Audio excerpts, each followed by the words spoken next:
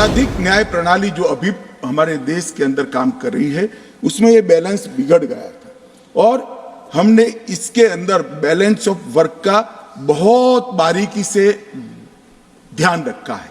अगर मैनेजमेंट के विद्यार्थी इसको बारीकी से देखेंगे, मैनेजमेंट के विज्ञान के हिसाब से देखेंगे तो उनको मालूम पड़ेगा कि बैलेंस ऑफ वर्क को कितना फाइन ट्यून कर कर ये कानून के अंदर हमने प्रस्तावित करने का प्रयास किया है।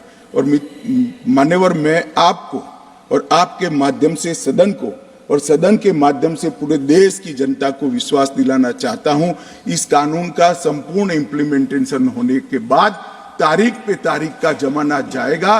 3 साल में किसी भी विक्टिम को न्याय मिल जाए, ऐसी न्याय प्रणाली इस देश के अंदर प्रस्तावित होगी। मान्यवर, ये लोग जो पूछते हैं क्या होगा इस कानून से, मैं आज उनको बताना चाहता हूं मान्यवर, आज इस कानून को इस सदन के आशीर्वाद प्राप्त होने के बाद हमारी आपराधिक न्याय प्रणाली, क्रिमिनल जस्टिस सिस्टम 19वीं सदी से निकलकर 2 सदियों का फासला काटकर 21वीं सदी में सीधी प्रवेश करेगी। मान्यवर, क्या होगा इस कानून से? मूल भारतीय परंपरा की न्याय की अवधारणा को समग्र विश्व को हम परिचय करा पाएंगे और इसके सुफल इस देश की जनता चख पाएगी। क्या होगा इससे? जो पूछते हैं मैं उनको कहना चाहता हूं, विश्व की सबसे आधुनिक और वैज्ञानिक न्याय प्रणाली का भारत की 140 करोड़ की जनता के लिए उपस्थित है।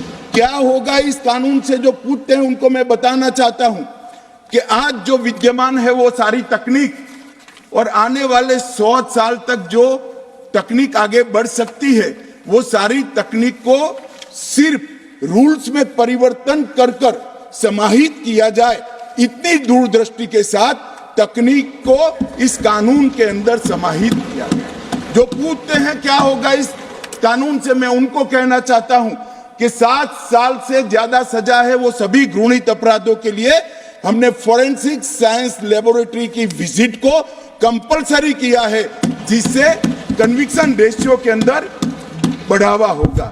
ये जो पूछते हैं क्या होगा इस कानून से, इनको मैं कहना चाहता हूं, अंग्रेज चले गए, पूरे देश में 4 प्रकार की न्याय प्रणाली चलती थी।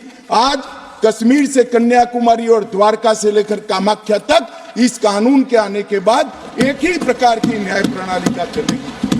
मान्यवर, ये पूछते हैं क्या होगा, मैं इनको बताना चाहता हूं, महिलाओं के अधिकारों की रक्षा की बात थी, वो आप विदेश से आए हुए कंसेप्ट और एनजीओ को थोपे गए विचारों से करते थे।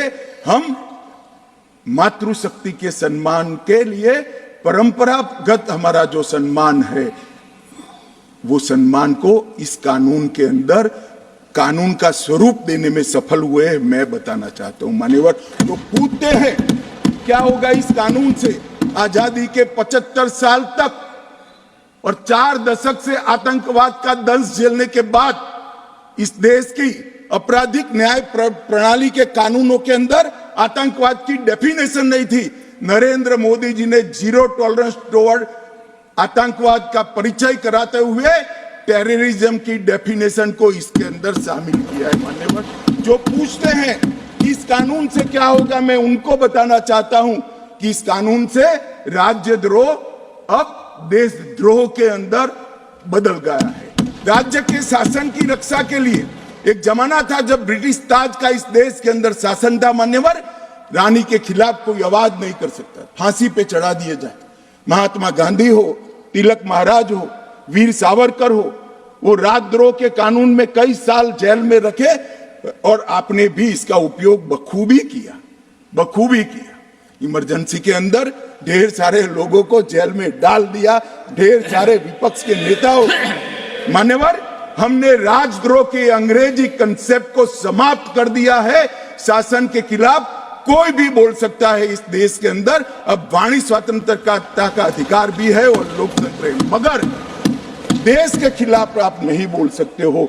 देश के खिलाफ बोलोगे, देश के खिलाफ कुछ करोगे, देश के हितों को नुकसान करोगे तो कठोर से कठोर दंड का प्रावधान इस कानून के अंदर। व्यक्ति और देश के बीच में क्या अंतर होता है? डेमोक्रेसी का जो मूल विचार है, लोकतंत्र का जो विचार है, देश महान होता है, व्यक्ति महान नहीं होता है। मान्यवर, इसको इस कानून के माध्यम से हम ला रहे हैं।